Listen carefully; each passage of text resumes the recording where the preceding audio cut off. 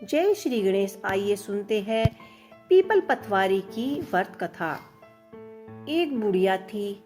उसने अपनी बहू से कहा, तू दूध दही बेच के आ। वह बेचने गई तो रास्ते में औरतों ने पीपल पतवारी सींच रखी थी। उसको सींचता देखकर बहू ने पूछा कि तुम यह क्या कर रहे हो? औरत बोली कि हम पीपल पतवारी सींच रहे हैं, इससे अन्न और धन होता है। 12 वर्ष का बिछड़ा हुआ पति भी वापस आ जाता है।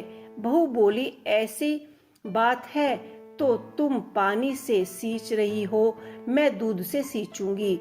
गुजरी बहू रोजाना दूध दही बेचने नहीं जाती, वह रोजाना दूध को पीपल पतवारी में और दही को पतवारी में सींचती। सास दही दूध का दाम मांगती तो कहती, महीना पूरा होने पर लाकर दे दूंगी। कार्तिक का महीना पूरा हो गया। पूर्णिमा के दिन बहू पीपल पतवारी के पास जाकर बैठ गई।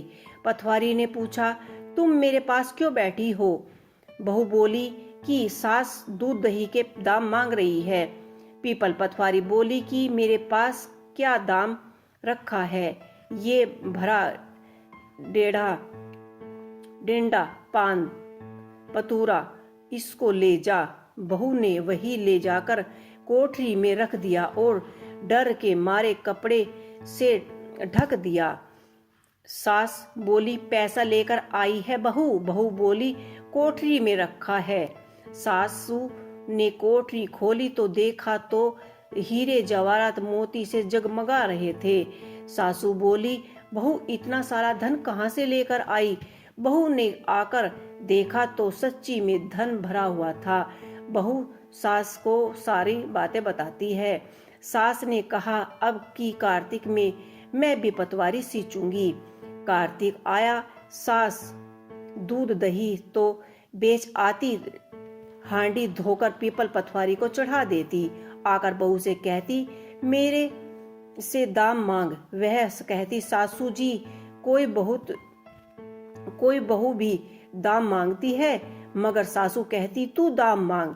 बहू बोली, सासू जी पैसे लेकर आई हो तो सास पीपल पतवारी से जाकर पैसे मांगती है। बहू बोली, सासू जी पैसे लेकर आई हो, सास पीपल पतवारी के पास जाकर बैठ जाती है। पीपल पतवारी ने सास को पान पतूरा भरा डेंडा दे दिया। उसने ले जाकर कोठरी में रख दिया। बहू ने खोलकर देखा तो उसमें कीड़े मकोड़े बिलबिला रहे थे। बहू ने कहा, सासू जी ये क्या है? सास ने आकर देखा तो बोलने लगी, पीपल पतवारी बड़ी दगाबाज पटपीटना है। उसको तो धन दिया, मुझको तो कीड़े मकोड़े दे दिए। तब सब कोई बोलने लगे कि बहू तो सत की भूखी सच्ची सींचती थी, तुम धन की भूखी हो। हे पीपल पतवारी माता, जैसे बहू को दिया वैसे ही हम सबको देना, जैसे सास को दिया वैसे किसी को मत देना। तो ये थी पीपल पतवारी की पौराणिक व्रत कथा।